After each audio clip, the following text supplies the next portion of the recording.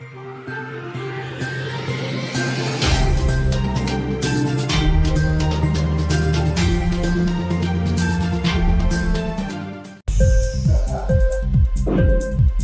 TV prime time news కి స్వాగతం.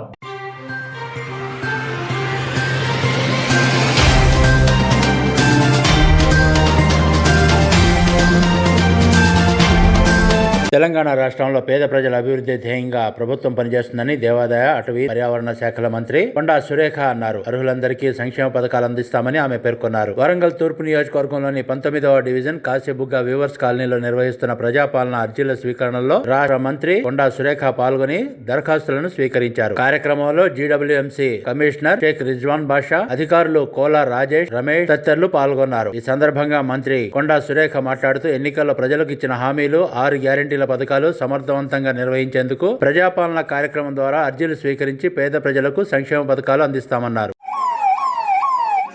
అభయాస్తం guarantee దరఖాస్తుల స్వీకరణ కార్యక్రమానికి 19వ డివిజన్కు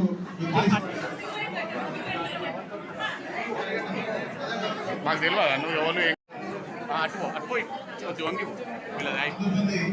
కాబట్టి గుర్తించడం దాదాపు 3 లక్షల ఫామ్ చివరి వరుసలో ఉన్న పేదవారికి కూడా స్వయంగా ప్రభుత్వమే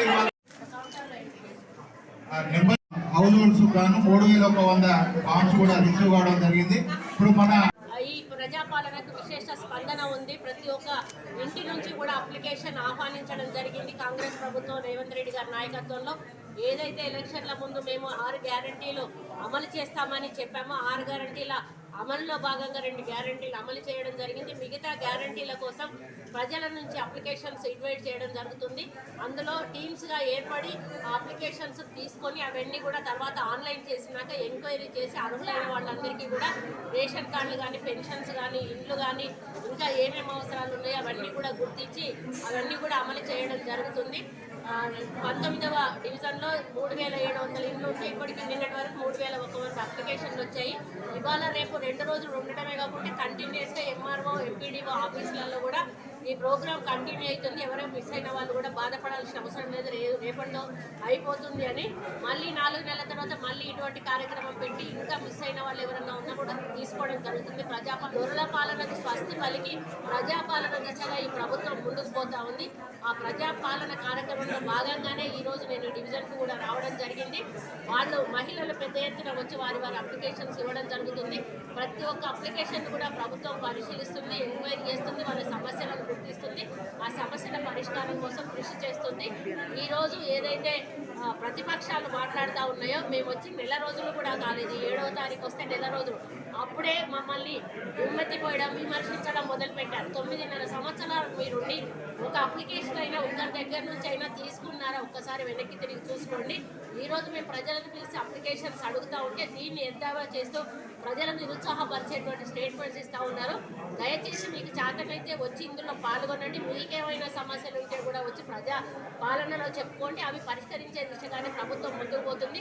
గతంలో మీరు పార్టీలను బేస్ చేసుకొని మా పార్టీ నాయకులు, కార్యకర్తలను మీరు మంజూరీలు ఇచ్చుకున్నారు.